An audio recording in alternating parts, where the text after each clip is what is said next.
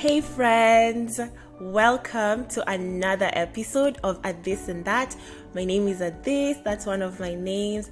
Thank you for being here, thank you for supporting. If you haven't subscribed, please subscribe. Thank you guys.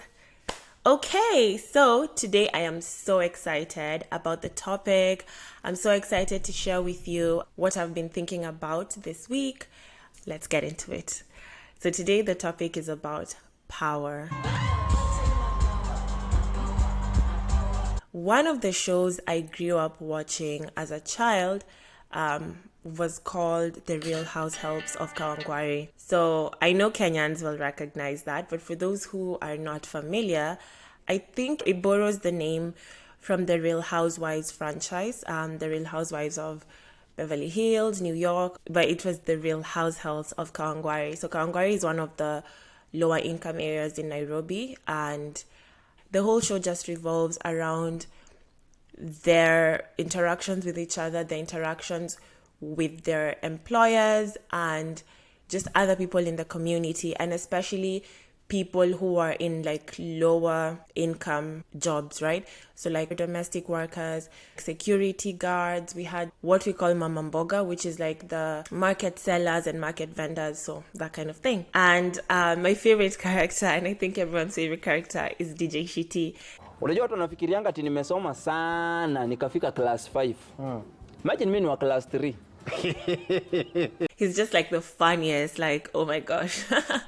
But the character I actually want to talk about today is Shifira. Shifira was one of the employers in the neighborhood. And one thing about Shifira, she was very contemptuous. She always looked down upon the domestic workers. A domestic worker. And the way they run their mouths around the tank. Not using your brain. She would talk to the other employers about how these house girls, you know, they just behave like house girls. They just have no class. They have no etiquette. She was always trying to make sure that the domestic workers know their place in society and that they are beneath her because she's an employer. You know, she has her house. She has her own thing going on. That's girlfriends. That's why I'm supporting you. Recruiters, and apate watu wa class kama sisi. You know, like our class. You understand me? And one time, there was an episode where, I think it was DJ Shiti actually, he discovered a newspaper cutout where Shifira was actually posted on the picture, and it turns out that she herself had been a domestic worker in the past, and she had actually been sent to jail for stealing from her employer. And I assume maybe because she lacked resources and she needed resources, and that's why she was stealing, and she was sent to jail. And, you know, now I guess things got better for her. She has found her way. She has risen the class ladder, and now she's an employer herself. But she doesn't empathize with the domestic workers, and she doesn't understand their plight. Instead, she really looks down on them, and she had the most, I don't even know what the translation for Madarao is, but she had the most just contempt and disdain for the domestic workers. That is interesting to me. And that's what I actually want us to talk about today. Because how is it that somebody who's been in their shoes before can really look down on them and not empathize with the fact that they are domestic workers trying to make a living? And essentially, now she has the power, and so she is treating those others with so much contempt, with so much disdain. And I wanted to understand, what is power? So actually, let's just define power. Power is the possession of control or command over people. Other words you can use is authority or influence. And I'm thinking about like who has power in our society. When we think of powerful people, what do we think about? Typically, maybe we'll think about political leaders or policymakers, because they are the ones with the influence and the authority to make laws, to make policies that influence the lives of millions of people. Or wealthy people, because money and power are so tied, because obviously money talks, money makes the world go round, la la la la la. Billionaires have power. At the workplace, the person at the top, the CEO or the employer or your manager, has power. So that ability to control or to influence the outcomes of other people, even to influence people to make a certain decision or to move in a certain direction, that in itself is power. And I did some research on power and I found out a couple of things. Some scholars say that power affects the way people think and the way they process information. And I think this is true, right? When somebody gains power, especially from a position of lack of power, it opens their minds to like new ways of thinking and new possibilities. Some scholars say that power makes people more strict in how they judge others, and they're less likely to consider other people's perspectives. So in that sense, power can sometimes make people hardened to the hardships of other people. And we've seen this in society. Sometimes it's like, these leaders at the top, do they not feel the pain that we're feeling down here, so to speak? I mean, we've seen this even when somebody is elected to political seats. They might start off as like, yeah, I'm here for the people, it's the people. And then with time, it's like, well, even in Kenya, our Kenyan politicians, in fact, some of them have actually voiced this, like, Mimi, now it's my time to eat. Like, I'm not even going to hold you. In fact, it's like a common joke in Kenyan politics that when somebody gains power, they might promise all these things, but now it's our time to eat because other people before us have eaten. So now it's our turn. It's almost like it makes it like it's a birthright. Like once you have power, it's a birthright for you to seek your own self-interest and become less sensitive to the interest of others or to the sufferings of other people. And when I was reading through this, I was like, because I don't know if anyone else has heard this quote, power corrupts and absolute power corrupts absolutely, right? So in the context of all this thing, the research that I was doing and different scholars talking about how power changes how you think, power makes you harden, I was like, is this true? Like, does power corrupt? Absolutely. And for me, it's kind of a disheartening thing to think because personally, at least from the Kenyan context, and I'm sure it's the same everywhere else, sometimes when we're thinking of electing leaders to office, we're like, oh, let's elect this person. This person is going to, change things. And more often than not, they end up getting absorbed into the systems that they were calling out in the first place. In fact, there's this Kenyan comedian from back in the day. He was always very active in satirical comedy and calling out oppression and calling out corruption in governments and everything. And he himself was elected to government, and now he kind of regurgitates the same thing that he was calling out in the beginning. We also had like an investigative journalist who would always, talk about, exposing power, corruption and everything. And now he himself is a politician, and it's the same, a tale as old as time. Somebody who is like calling out the systems, and then when they get the power that they were, talking about in the first place, they become the very thing they hated. And it's like, okay, actually, what's going on, guys? Like, is this actually true? Like, does power corrupt? Absolutely. Because if that's the case, then it means that our efforts to elect good leaders, quote unquote, is meaningless. Then what is the point, right? And I was like, wait, I think there's been leaders in history who have been elected into office and actually served the will of the people, right? Easiest example I can think of in the African context is Thomas Sankara, who was the first president of Burkina Faso. He promoted healthcare, vaccination. He lifted so many people out of illiteracy and poverty. He planted trees. He put women in power, which was a very pioneering thing at the time. And there's others, right? There are people who actually had goodwill for their countries. And then I stumbled upon these other scholars who were saying that power does not necessarily change people. It amplifies the tendencies that people already have. So if somebody has a tendency to be self-seeking or to put others down or something, then they're more likely when they get power for that behavior to be even more intensified. And when somebody is more community oriented and thinking about the people, they're also more likely to espouse that even when they gain power. Now, that gave me hope. Listening to that gave me hope, and I was like, okay, whew, thank God. Like, I was panicking. But at the same time, I was like, how come some people are able to stick it out and stay good? Some people, quote unquote, become bad. Were they always bad and they were pretending? Or, I don't know. Like, actually, these are things that I'm thinking about. And there's a question I've been asking myself. If I were to become the most powerful person in the world, what would I do? Like, actually, think about it. If right now, by some magical wand or by some miracle or whatever, you become the most powerful person on earth, what would you do?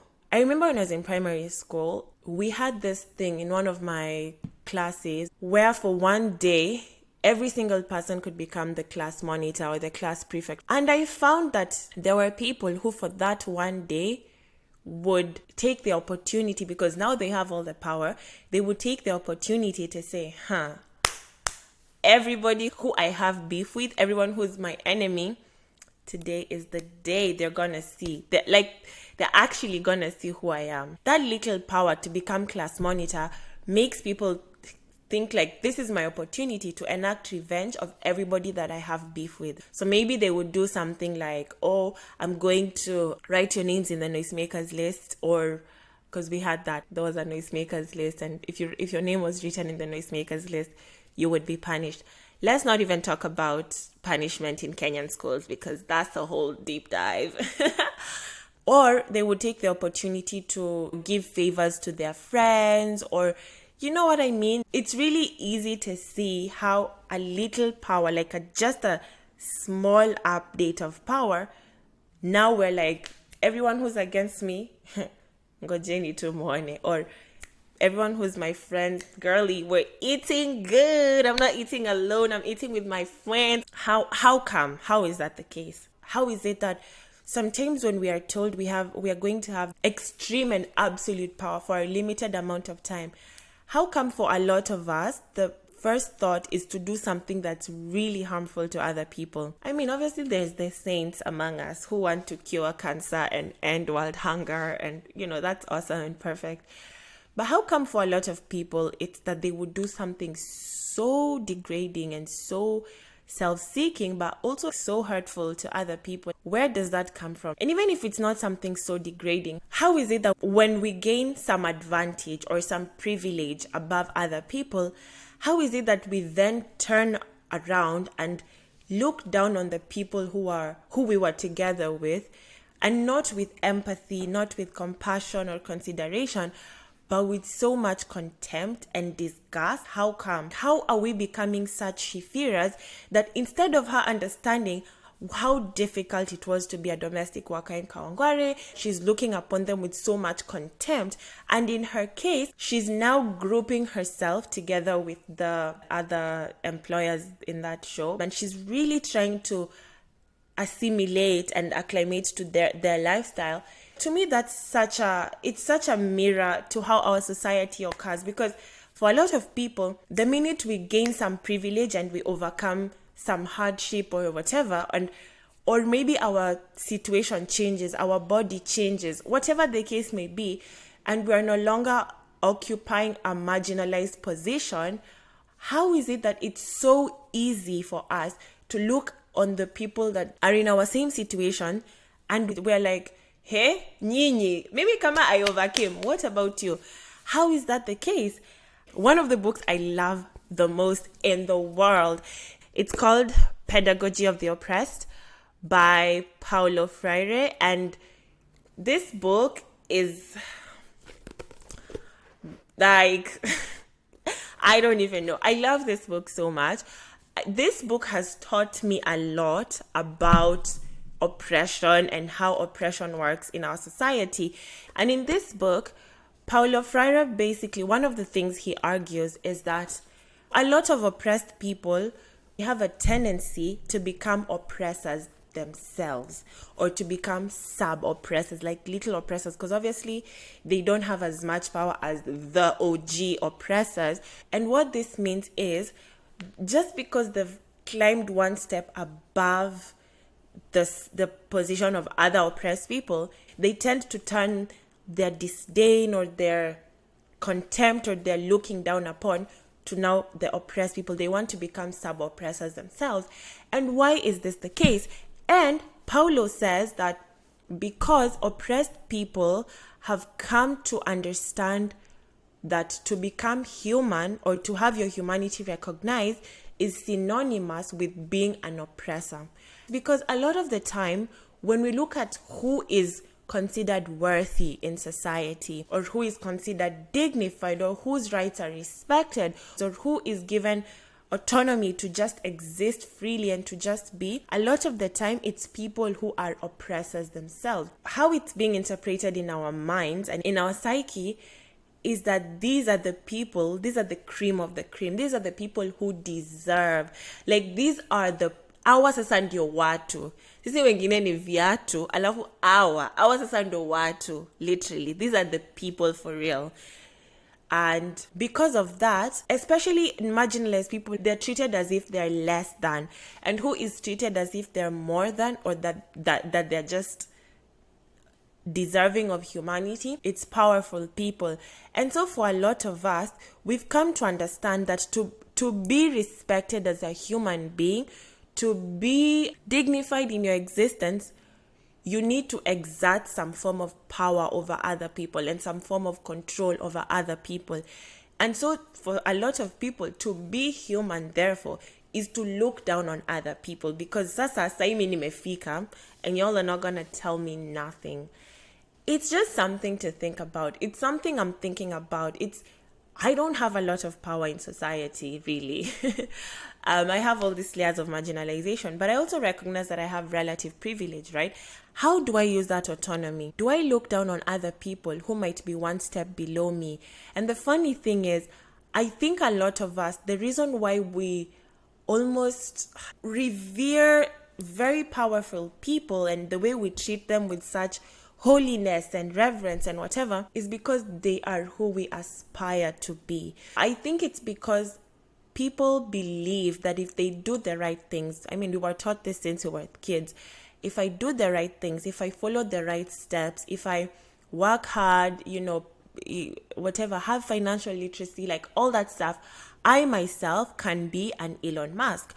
I myself can be a Bill Gates, will be as rich as them, will be as powerful as them, and we will be as dignified as them and respected as them.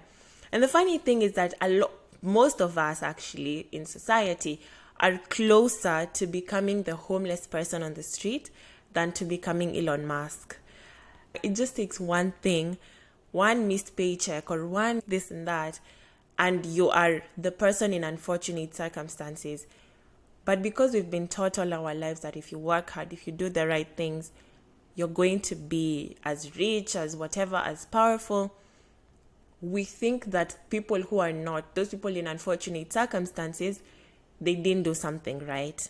They didn't do all the right things. And we don't realize that could very easily be us. I don't know. But let's think about it. Are we sub-oppressors in our day-to-day, in how we treat people, in how we sometimes just, dehumanize people, or how we speak about people? What do you think? And what would you do if you had power?